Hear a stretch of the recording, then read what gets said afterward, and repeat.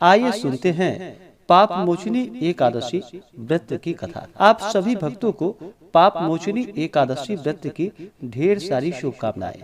आप सभी के जीवन में लक्ष्मी नारायण की कृपा से आप सभी को सभी प्रकार के सुख और समृद्धि की प्राप्ति हो। एकादशी का व्रत, जो कि हर माह के कृष्ण पक्ष और शुक्ल पक्ष की एकादशी तिथि के दिन इस व्रत को किया जाता है, इसे एकादशी या 11 व्रत के नाम से जाना जाता है और हर एकादशी व्रत का अपना अपना विशेष महत्व माना गया है।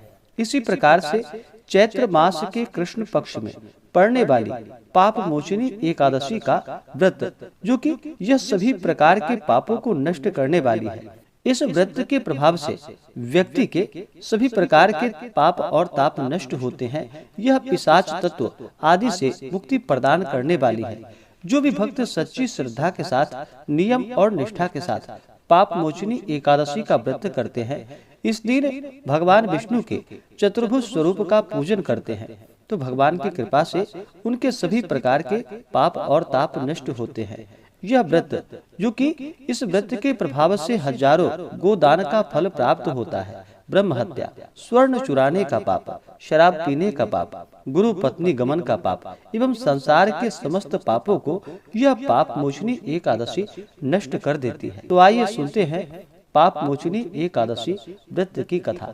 तो बोलिए प्रेम से भगवान श्री हरे विष्णु की जय, माता लक्ष्मी की जय, भगवान श्री कृष्ण की जय, एकादशी माता की जय। महाराज युधिष्ठिर ने भगवान श्री कृष्ण से कहा कि हे प्रभु, आपके श्री मुख से इन पवित्र कथाओं को सुनकर मैं कृत्य हो गया, परंतु मेरी अभिलाषा घटी नहीं, वरन बढ़ती ही जा रही है। उसी के वशीभूत हो मैं आपसे पुनः प्रार्थना करने की दृष्टता करके आगे कथा सुनने की अभिलाषा रखता हूँ। अब आप कृपा करके चैत्र कृष्ण एकादशी व्रत की विधि एवं महात्म्य मुझसे वर्णन कर मुझे कृतार्थ कीजिए। पांडु नंदन के ऐसे वचन को सुनकर भगवान श्री कृष्ण बोले कि हे राजा, यही प्रश्न एक बार महाराज मानधाता ने महर्षि लोमस जी से किया था। अस्तु, अब मैं वही कथा जो महर्षि लोमस जी ने मानधाता को सुनाई थी, आज तुम्हें सुना रहा हूँ। ध्यान पूर्वक सुनो। हे राजा, चैत्र कृष्ण एकादशी का नाम पाप मोचनी एकादशी है। इस एकादशी का व्रत करने से मनुष्य पिशाच तत्व से मुक्त हो जाते हैं। अब मैं तुम्हें इसका एक प्राचीन इतिहास सुनाता हूँ, तुम ध्यान पूर्वक सुनो। चैत्ररथ वन में, जहाँ पर पहले अप्सराएं निवास करती थी और जहाँ पर सदैव ही वसंत विराजमान रहता था, नाना प्रकार के पुष्प खिलते थे और नाना प्रकार के पक्षी कलरव किया करते थे। इंद्रादि देवताओं का वह क्रीड़ा स्थल था और किन्नर वहाँ पर विहार करते थे। उसी सुंदर और रमणीक स्थान में महर्षि मेधावी तपस्या कर रहे थे। एक दिन मंजू घोषा नाम की एक गंधर्व कन्या ने वहां जाकर मेधावी मुनि का अवलोकन किया और उनको देखकर उन पर आसक्त हो गई। यद्यपि अपने मन को बहुत समझाया, मगर वह नहीं माना।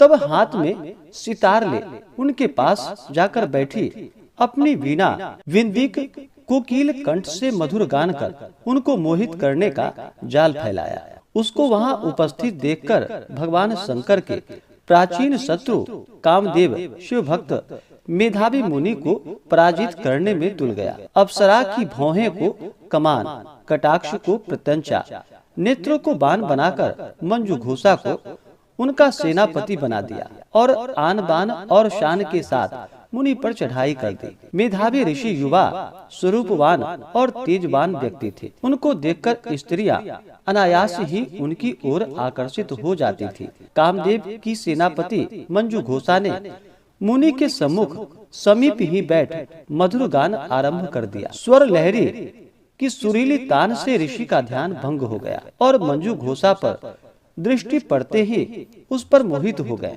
मुनि को अपनी ओर आकर्षित देख मंजू घोषा अपनी समस्त क्रीड़ाएं एकत्रित कर उनके पास गई। महामुनि उसके रूप पर ऐसे मोहे कि समस्त शिव चरित्र क्षण मात्र में ही भूल गए और मंजू घोषा के साथ रहकर काम क्रीड़ा करने लगे। भोग विलास करते करते जब बहुत दिन हो गए, तब मंजू घोषा ने मुनि से जाने की आज्ञा मांगी। कामाशक्त मुनि ने कहा, अभी ठहरो, आज ही तो आई हो। मंजू घोषा मुनि के वचन को सुनकर यद्यपि भयभीत हुई, तथापि कामवश फिर रुक गई। मगर अब उसका चित्त भावी अनिष्ट की आशंका से चंचल रहने लगा। मंजू घोषा मुनि के पास 57 वर्ष 9 मास 13 दिन तक काम क्रीड़ा करती रही, मगर मुनि के लिए अभी वह पहले ही रात थी। एक दिन मंजू घोषा के आज्ञा मांगने पर मुनि ने वही प्राचीन पाठ दोहराया। तब उसने भयभीत हुए किंचित मुस्कुराकर कहा कि प्रभु, कितनी संध्याएं आई और चली गई, मगर आपको अभी एक ही रात हुई है। मंजू घोषा के ऐसे वचन को सुनकर मुनि की मोह निद्रा भंग हुई और उन्होंने ध्यान करके अपने चरित्र को देखा। रहस्य जानकर मुनि अत्यंत क्रोधित हुए और कहने लगे कि हे दुष्टे, तुम्हें बार बार धिक्कार है। तूने मेरी अब तक की सारी आराधना नष्ट कर दी, अतः तुम पिशाचिनी हो जाओ। मुनि के श्राप से मंजू घोषा पिशाचिनी हो गई और मुनि के चरणों पर गिरकर कहा कि प्रभु, मैं निरपराधिनी हूँ, मेरा क्या दोष है? आपने मुझे व्यर्थ ही श्राप दे डाला, अतएव अब जो होना था सो हो गया। अब आप कृपा कर शाप मोचन का उपाय कहिए। मंजू घोषा की ऐसी दीन वाणी को सुनकर मुनि का क्रोध नष्ट हो गया। तब उन्होंने कहा कि जाओ, चैत्र कृष्ण एकादशी का व्रत करो, तुम्हारा पाप नष्ट हो जाएगा। ऐसा कहकर वह अपने पिता चैवन ऋषि के पास चले गए। चैवन ऋषि ने इन्हें देख आश्चर्य करते हुए पूछा कि तुमने कौन सा असत कार्य किया है जिससे तुम्हारा तेज और पुण्य नष्ट हो गया है? मेधावी ऋषि ने पिता को सारा हाल बतलाकर पाप से मुक्त होने का उपाय पूछा। पुत्र के ऐसे पूछने पर चैवन ने भी पुत्र को वही सलाह दी जो उन्होंने मंजू घोषा को दी थी। अस्तु, मेधावी ऋषि और मंजू घोषा दोनों ने पाप मोचनी एकादशी का व्रत कर अपने अपने पापों को नष्ट किया। पाप मोचनी एकादशी का यह प्रभाव है कि व्रत करने वाले के पाप नष्ट हो जाए। इस कथा के कहने एवं सुनने से हजारों गोदान का फल प्राप्त होता है। ब्रह्म हत्या, स्वर्ण चुराने का पाप, शराब पीने का पाप, गुरु पत्नी गमन का पाप एवं संसार के समस्त पापों को यह पाप मोचनी एकादशी नष्ट कर देती है। तो बोलिए प्रेम से भगवान विष्णु की जय, माता लक्ष्मी की जय, एकादशी माता की जय, भगवान श्री कृष्ण की जय। ऐसे ही ज्ञान वर्धक जानकारियाँ प्राप्त करने के लिए हमारे इस चैनल पे अगर आप नए हैं तो चैनल को लाल बटन दबा करके सब्सक्राइब करें, साथ में बेल आइकन घंटी को दबाएं ताकि मेरे वीडियो का नोटिफिकेशन आपको समय से मिलता रहे।